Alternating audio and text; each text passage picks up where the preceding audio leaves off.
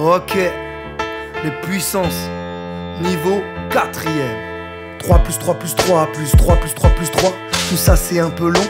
Comment raccourcir dans ce calcul? Le 3 on l'additionne 6 fois en termes de multiplication. C'est pareil que 3 fois 6. Ben 3 fois 3 fois 3 fois 3 fois 3 fois 3. Tout ça c'est un peu long. Alors comment raccourcir dans ce calcul? Le 3 se multiplie lui-même 6 fois.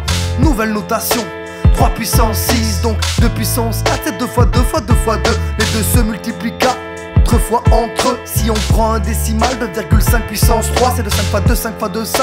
C'est pareil, tu vois, ça marche de la même façon pour les nombres négatifs. Moins 3 puissance 2, c'est moins 3 fois moins 3. Pareil pour les fractions, 3 sur 5 puissance 6. Tu multiplies entre les 3 cinquièmes 6 fois. Nouvelle leçon, on se lance. Nouvelle notation, les puissants. Si tu multiplies un même nombre 8 fois de suite, c'est la même chose que ce nombre élevé à la puissance 8. Si t'élèves un nombre à une puissance négative, c'est l'inverse de ce même nombre élevé à la puissance positive. La dernière partie de la chanson, c'est pour retenir ton attention sur les puissances de 10, ça peut te servir pour d'autres leçons. Maintenant qu'on a défini les puissances d'exposants positifs, faut savoir qu'il y a aussi des puissances d'exposants négatifs. On va prendre un exemple comme ça. 5 puissance moins 3, c'est l'inverse de 5 puissance 3, c'est-à-dire 1 sur 5 puissance 3. Et comme 5 puissance 3, c'est 5 fois 5 fois 5.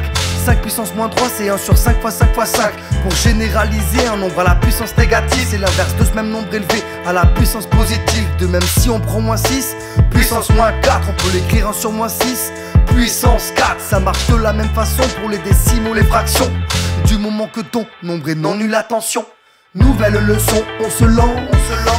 Nouvelle notation, les puissants. Si tu multiplies un même nombre 8 fois de suite, c'est la même chose que ce nombre élevé à la puissance 8.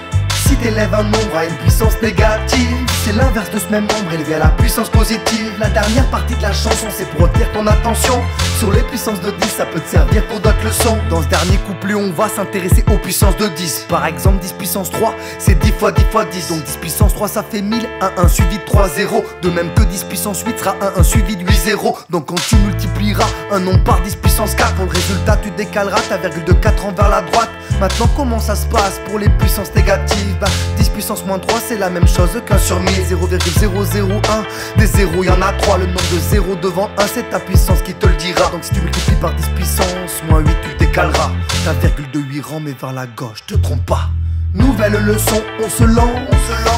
Nouvelle notation, les puissants. Si tu multiplies un même nombre 8 fois de suite, c'est la même chose que ce nombre élevé à la puissance 8. Si t'élèves un nombre à une puissance négative, c'est l'inverse de ce même nombre élevé à la puissance positive. La dernière partie de la chanson, c'est pour retenir ton attention sur les puissances de 10, ça peut te servir pour d'autres leçons.